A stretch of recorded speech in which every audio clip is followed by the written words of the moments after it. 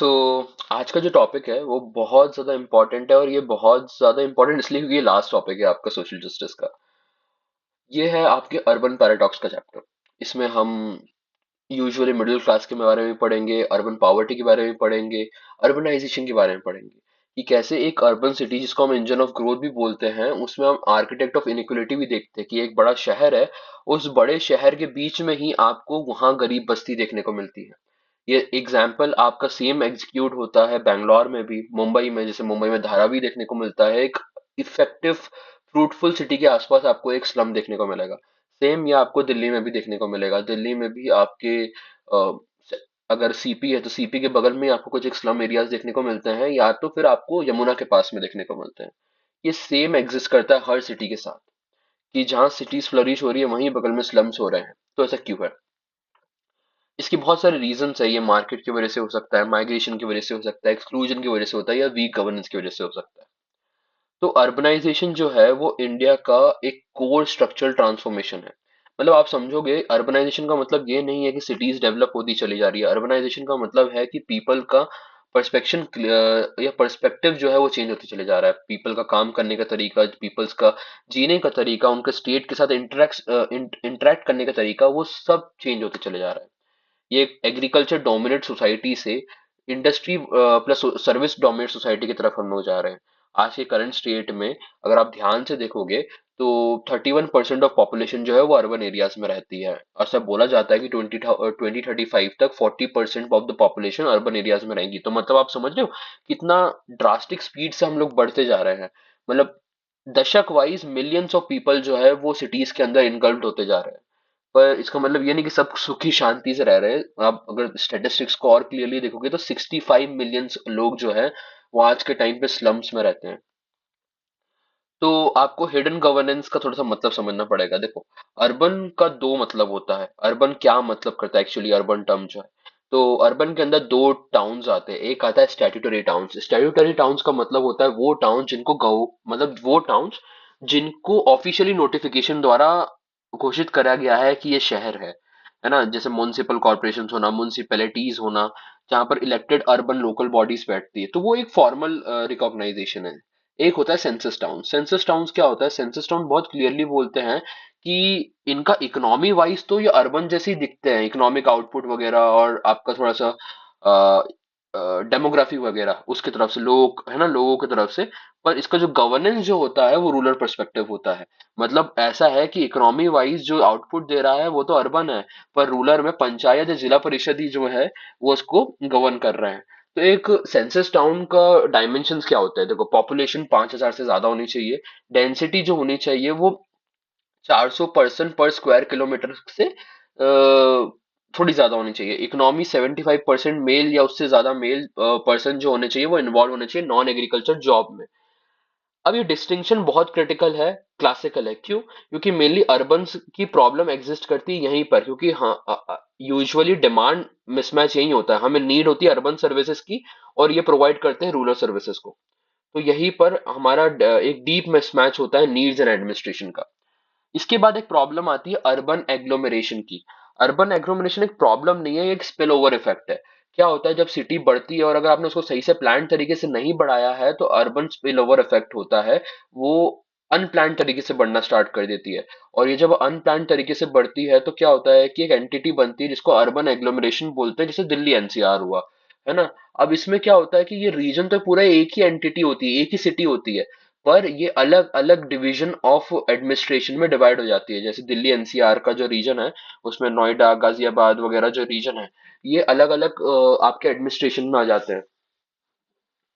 तो इसमें फिर आपका एडमिनिस्ट्रेशन प्रॉब्लम हो जाता है, जबकि वो एक ही सिटी का एक बहुत बड़ा हिस्सा रहता है। ठीक है।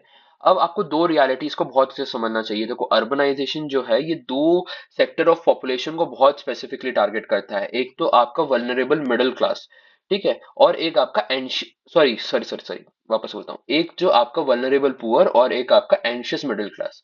देखो, अर्बनाइजेशन की प्रोसेस जो है वो आपको क्लियर समझ में आ रहा है कि इंजन होता है नेचुरल ग्रोथ का। और इससे क्या होता है, बहुत ज्यादा डिफरेंट आउटकम्स आते हैं ग्राउंड में। साइमल्टेनियसली दो तरह के क्लासेस पे मेन फोकस किया गया इस पूरे सेशन में, वो है वल्नरेबल पुअर और एंशियस मिडिल क्लास। तो हम लोग पढ़ते हैं लिवलीहुड पैराडॉक्स कैसा होता है। देखो, एक का जॉबलेस ग्रोथ होता है और एक का फ्रेजाइल स्टेबिलिटी होता है। अगर हम अर्बन पुअर की बात करें तो majority of the urban poor जो होते हैं वो जॉब करते हैं इनफॉर्मल सेक्टर में। कैरेक्टरिस्टिक्स ऐसे रहते हैं कि उनके पास कोई कॉन्ट्रैक्ट नहीं रहता, कोई सोशल सिक्योरिटी नहीं रहती, कोई मतलब इरेगुलर इनकम से ही वो लोग मेनली गवर्न होते हैं।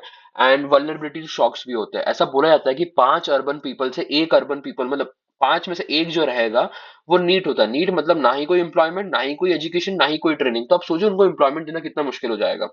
वैसे ही अगर हम अर्बन मिडिल क्लास की बात करें, एंशियस वन के बारे में, सो कॉल्ड एंशियस, तो इनके जॉब्स जो होते हैं वो टिपिकली सिक्योर नहीं होते वैसे, पर वो बोला जाता है बहुत सिक्योर जॉब्स है। जॉब्स जो है वो मेनली कॉन्ट्रैक्चुअल होते हैं। ये इलीट जॉब इतने होते हैं कि ले ऑफ करने पे लात मार देते हैं, पता भी नहीं चलता है। रियल वेजेस जो है वो, मतलब आपके रियल वेजेस जो है वो इन्फ्लेशन के साथ नहीं बढ़ रहे, जिसकी वजह से इन्फ्लेशन तो होते जा रहा है पर उनके वेज स्टैग्नेट रह गए हैं। और इनकी एक हम नई वल्नरेबिलिटीज भी आ रही है कि पोस्ट 2022 बहुत ज्यादा ले ऑफ्स हो रहे हैं आईटी सेक्टर में, भले आप व्हाइट कॉलर एम्प्लॉयमेंट में क्यों ना हो। अब देखते हैं हाउसिंग डिलेमा को, पुअर के पर्सपेक्टिव से और मिडिल क्लास के पर्सपेक्टिव से। पुअर के पर्सपेक्टिव में तो और बुरे हाल है हाउसिंग को लेके, क्योंकि 1 करोड़ हाउस जो है उसकी शॉर्टेजेस है अर्बन हाउस होल्ड में। सिंपल सी large proportion of urban population जो है वो स्लम्स में ही रहती है, क्योंकि वो अफोर्ड ही नहीं कर सकते इतने महंगे हाउस। स्लम्स जो है वो फेलियर नहीं होता पीपल का, वो फेलियर होता है प्लानिंग का। अर्बन मिडिल क्लास के साथ क्या प्रॉब्लम है, देखो पहली बात, रियल स्टेट की प्राइसेस स्काई रॉकेट करती है ना। गुड़गांव की प्राइसेस देख लो आप। और high rent to income ratios होता है, मतलब मेजर सिटीज में जितनी इनकम नहीं होती उतने ज्यादा तो कभी कभी रेंट ही हो जाते हैं। ठीक है। तो maximum part of the income जो होता है वो रेंट में चले जाता है। आउटकम क्या होता है कि भाई हाउस होल्ड जो होते हैं उनको फोर्स किया जाता है या तो आप परपेचुअल डेप्ट में चले जाओ, है ना, मतलब ईएमआई बेसिस में घर लो, और उसका लार्ज शेयर ऑफ इनकम से उनका हक, मतलब लार्ज शेयर ऑफ इनकम जो है उनका रेंट में चले जाता है या ईएमआई में चले जाता है। क्यों? क्योंकि ये अभी से डेप्ट फाइनेंसिंग में चले जाते हैं। समझ में आ रहा है? एक को तो घर मिल ही नहीं रहा है वनरेबल ऊपर को, और मिडिल क्लास जो है वो डेप्ट साइकिल में चले जाते हैं और उस घर को अफोर्ड करते हैं फिर। तो ओनिंग, घर को खरीदना या घर को ओन करना बड़ा चीज नहीं है, क्योंकि मिडिल क्लास हमेशा एस्पिरेशनल ही होते हैं, वो चाहते ही ये सब करना। पर ये जो होता है ये डेप्ट फाइनेंसिंग के बेसिस पे होता है। अब आर्किटेक्ट ऑफ अर्बन पॉवर्टी क्या है, देखो अर्बन पॉवर्टी जो है वो मेनली इसलिए हो पाती है क्योंकि आप रूल माइग्रेशन होता है। रूरल टू अर्बन आप आ तो जाते हो, पर आपके पास वो स्किल्स नहीं होती जिसकी वजह से आपको सिटीज एब्जॉर्ब नहीं कर पाती। दूसरा, इनफॉर्मल इकोनॉमी, अब स्किल्स नहीं है तो आपको इनफॉर्मल इकोनॉमी में ही अपनी सर्विसेज देनी पड़ेगी। तो डोमिनेंस होता है जॉब्स का जिनके पास सिक्योरिटी ही नहीं होती। इनइक्विटेबल प्लानिंग होती है। जितने भी मास्टर प्लान्स बनाए जाते हैं, जैसे आपका स्मार्ट सिटी प्रोग्राम हुआ, ठीक है ना, इसमें क्या होता है कि वो कभी भी फोकस नहीं करते माइग्रेंट हाउसिंग के ऊपर। उल्टा वो फोकस करते हैं कि इन माइग्रेंट्स को वहां, अगर सिटी प्लानिंग में वो एरिया आ रहा है जहां माइग्रेंट्स रह रहे हैं, तो वो फोकस करते हैं कि इन माइग्रेंट्स को रीलोकेट कर दिया जाए, जो बहुत गलत है। मैं आपको वे फॉरवर्ड में बताऊंगा। फिर high cost of living. High cost of living कैसे? कि अर्बन इन्फ्लेशन जो है वो इतना तेजी से बढ़ रहा है कि उनकी वेज जो है वो उनको कॉम्पनसेट नहीं कर पा रही है। सोशल एक्सक्लूजन भी होता है भाई, जात पात जेंडर की वजह से इनके एजुकेशन और एम्प्लॉयमेंट एक्सेस जो है वो कम हो जाते हैं। एडमिनिस्ट्रेशन इनविजिबिलिटी भी रहता है।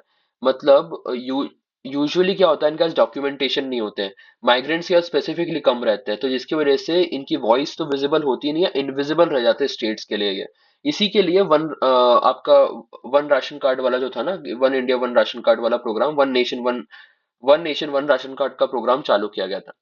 क्लाइमेट वल्नरेबिलिटी क्या होता है? क्लाइमेट वल्नरेबिलिटी ये है कि अधिकतर जो वल्नरेबल ग्रुप्स होते हैं, पुअर ग्रुप्स जो होते हैं, वो हैजर्ड प्रोन एरियाज में रहते हैं, जैसे डंपिंग ग्राउंड, ड्रेनेज एरियाज के पास में या फ्लड प्लेन्स पे। तो जैसे ही कुछ इकोनॉमिक आपका एनवायरमेंटल क्राइसिस आता है, सबसे पहले इम्पैक्ट यही ग्रुप ऑफ सिटीजन्स करते हैं। जैसे बैंगलोर में फ्लड्स आए थे अभी, तो ये फ्लड प्लेन्स में रहते हैं, तो इनके पूरे के पूरे स्लम्स ही उड़ के चले जाते हैं, तो इनको सबसे ज्यादा दिक्कत आता है और इसका कोई गवर्नमेंट भुगतान भी नहीं करती। अब एंशियस बैकबोन हम लोग मिडिल क्लास के बारे में पढ़ते हैं। देखो मिडिल क्लास जो था वो 1991 के बाद बनना स्टार्ट होता है, जैसे एलपीजी रिफॉर्म्स आ गए थे। क्यों? क्योंकि ये सबसे बड़ा कंजप्शन बेस है और सबसे ज्यादा सप्लायर है स्किल्ड लेबर के। ये ही मेन वो है बंदे हैं जिनके वजह से इंजन ऑफ ग्रोथ चल रहा है। पर ये एंजाइटी में क्यों है? सबसे पहली एंजाइटी ये है कि ये प्राइवेट सेक्टर में काम करते हैं जहां पर पेंशन की सिक्योरिटी नहीं है, जहां पर हेल्थ इंश्योरेंस की सिक्योरिटी नहीं है। दूसरा, इनका मैक्सिमम पैसा खर्च जो है वो एसेंशियल्स पे जाता है। देखो मिडिल क्लास को आप ऐसे याद रखो कि मिडिल क्लास जो होते हैं वो एस्पिरेशनल होते हैं। अब एस्पिरेशनल करने के चक्कर में दिखावा करना भी स्टार्ट करते हैं। दिखावा कैसे? वो अपनी उस हैसियत ऑफ लिविंग, मतलब जितनी उनकी इनकम है उससे कहीं ज्यादा वो डेप्ट फाइनेंसिंग करके जीते हैं। होम का ईएमआई करना, लोन्स लेना, कार भी जो है ईएमआई पे उठाना, लोन करना। तो वो उनकी अधिकतर इन्वेस्टमेंट ऑफ लाइफ जो होती है वो ईएमआई बेस्ड होती है, जो भी चीजें आती है। इससे आप ये भी समझोगे कि मिडिल क्लास के पास एक ही सोर्स ऑफ सिक्योरिटी रहती है, उनके बच्चे। तो वो बच्चों पे दमा के इन्वेस्ट करते हैं। इसलिए वो मैक्सिमम कोशिश करते हैं कि वो एजुकेशन में अच्छे से अच्छी कोचिंग, अच्छे से अच्छा खर्चा दे। इसलिए आप देखोगे तो मेजर सिटीज में एजुकेशन इन्फ्लेशन 10% रेट से बढ़ रहा है, जितना इन्फ्लेशन भी नहीं बढ़ रहा है उतना। ठीक है ना? मतलब एजुकेशन एजुकेशन इन्फ्लेशन स्पेसिफिकली 10% से बढ़ रहा है। अर्बन स्ट्रेस की बात करें तो देखो पॉल्यूशन का, ट्रैफिक कंजेशन, इनएडिक्वेट पब्लिक सर्विसेज, है ना? हाँ, आपके इलेक्ट्रिकल ग्रिड शॉर्टेजेस, इससे क्या होता है, और सुपर से वर्क स्ट्रेस अलग से। तो इससे क्या होता है, वो साला स्ट्रेस में चले जाते हैं वो लोग। अब आता है पॉलिटिकल इनविजिबिलिटी। अब मिडिल क्लास एक ऐसा ग्रुप है जिसकी पॉलिटिकल इनविजिबिलिटी है, इनको कोई रिप्रेजेंट करने वाला नहीं, इनकी वॉइस नहीं है। क्यों? क्योंकि देखो पुअर को तो वेलफेयर स्कीम के अंदर रजिस्टर्ड किया जाता है, अर्बन्स को इंसेंटिव मिल जाते हैं और टैक्स कट मिल जाते हैं, पर इनके लिए कोई कुछ नहीं करता है। ये वो ग्रुप है जो सबसे ज्यादा इनपुट देता है पर इनके लिए करता कोई कुछ नहीं है। Vulnerability to shocks. अब देखो सिंपल सी बात है कि कोविड 19 के बाद और कोविड 19 के टाइम पे जितने भी हेल्थ क्राइसिस हुए थे, तो बहुत कम मिडिल क्लास लोग होते हैं जो एक प्रीमियम हेल्थ इंश्योरेंस लेके रखे। तो इनकी सारी की सारी सेविंग्स इरोड हो जाती है अगर कोई भी एक हेल्थ क्राइसिस आ गई तो। और उसके बाद ले ऑफ्स अलग हो रहे हैं, वो एक अलग प्रॉब्लम है। तो अगर हम रिपल इफेक्ट्स जाने अर्बन एक्सक्लूजन के, देखो हमें पता है कि अर्बन पुअर्स जो रहते हैं वो एक्सक्लूडेड रहते हैं सोसाइटी से, उन्हें बहुत एक्सक्लूडेड तरीके से रखा जाता है। तो अर्बन पॉवर्टी जो है वो एक्सटेंड करता है बट फार बियॉन्ड इनकम। ये एक साइकिल ऑफ डिसएडवांटेज है जो वीकन करता है पूरे अर्बन फैब्रिक को। मतलब आप समझ रहे हो, इनको इन्हीं लोगों से सर्विस ली जाती है पर इन्हीं को घर नहीं दिया जाता है। हेल्थ डिटोरिएशन कैसा? देखो ओवर क्राउडिंग होता है, पुअर सैनिटेशन वाली जगहों में रहते हैं जिसके से माल न्यूट्रिशन होता है, टीबी होती है, रेस्पिरेटरी डिसऑर्डर्स होते हैं। ये एक पैराडॉक्स होता है जहां पर अच्छे अच्छे हॉस्पिटल होने के बावजूद भी आपको ग्रेव डिसीज हो जाती है। दूसरा एजुकेशनल बैरियर्स। एजुकेशनल बैरियर्स ये रहते हैं कि भाई ड्रॉप आउट रेट बहुत ज्यादा होता है, पुअर बच्चे जो रहते हैं उनपे बहुत ज्यादा प्रेशर रहता है, तो वो पढ़ाई को छोड़ के वो काम पे फोकस करते हैं, जिसकी वजह से वो इंटरजनरेशनल पॉवर्टी को ही प्रमोट कर रहा है। जेंडर डिसएडवांटेज भी रहता है। वुमेन्स जो रहते हैं जो अर्बन सेंटर्स में रहते हैं उनका ज्यादा प्रेशर रहता है घर का काम का और बाहर का काम का। बाहर तो ऑलरेडी उनको जेंडर इक्वल पैरिटी नहीं मिलती पेमेंट में, पर ऊपर से घर का काम भी बड़ा होता है बहुत ज्यादा, कि आप जॉइंट फैमिली सेटअप में नहीं रह रहे हो। फिर होता है पॉलिटिकल मार्जिनलाइजेशन। पॉलिटिकल मार्जिनलाइजेशन, भैया इनके पास डॉक्यूमेंट्स नहीं है, इनके पास एक्सेस नहीं है गवर्नमेंट सर्विसेज को, तो ये एक तरह से इनविजिबल होके रहते हैं पूरे स्टेट में। ठीक है? अब ये भी है इंटरजनरेशनल पॉवर्टी, मैं आपको बता चुका हूँ कि कैसे एजुकेशन नहीं मिलना, हेल्थ नहीं मिलना, तो वो पॉवर्टी की साइकिल वापस लूप इन कर जाती है न्यूट्रिशन और स्कूलिंग वगैरह नहीं मिलने से। अब हमें बात करना है फ्यूचर क्या है। हम अगर री इमेजिनेट करना चाहते हैं इंडियन सिटीज का, तो हमें क्या चीजें, हमारी चैलेंजेस उसको सॉल्व करने की जरूरत है। देखो चैलेंज जो है वो अर्बन पुअर के लिए भी है, मिडिल क्लास के लिए भी है, कोई सेपरेट प्रॉब्लम नहीं है। आपको एक इंटीग्रेटेड प्रॉब्लम का इंटीग्रेटेड सॉल्यूशन लाने की जरूरत है। कोई सीलोस में काम करने की जरूरत नहीं है, आपको एक इंटीग्रेटेड सॉल्यूशन चाहिए जो एक मैसिव इम्पैक्ट क्रिएट करे। तो हमारे वे फॉरवर्ड्स क्या है? आपको पैराडिग्म, मतलब आपको एक शिफ्ट लाना है अर्बन गवर्नेंस में। सबसे पहले अर्बन चैलेंजेस जो होते हैं वो मूव करते हैं प्रोजेक्ट बेस्ड अप्रोच से सिस्टम बेस्ड अप्रोच। पहले सिलॉज में काम कर रहे थे, अब आपको एक सिस्टम बेस्ड अप्रोच में काम करना है, इंटीग्रेटेड अप्रोच में काम करना है। हाउसिंग को लेके कैसे करना है? देखो हाउसिंग में गरीब हो या मिडिल क्लास हो, दोनों को अफोर्डेबल और इन सिटू स्लम का मतलब ये होता है कि भाई जिस जगह पे वो ऑलरेडी रह रहे थे, क्योंकि उनका लिवलीहुड या उनकी जीवन व्यापन की सामग्री आसपास ही है, इसलिए उन्होंने अपना घर पास में बनाया था वहां पर, क्योंकि उनको रोजगार उनको पास से ही मिलता है। तो उसी जगह पे रीडेवलपमेंट करके अफोर्डेबल हाउसिंग बनाओ जहां पर वो रह सके आराम से। ऐसा नहीं कि उनको रिलोकेट करके यहाँ पर शॉपिंग कॉम्प्लेक्स बना दिए।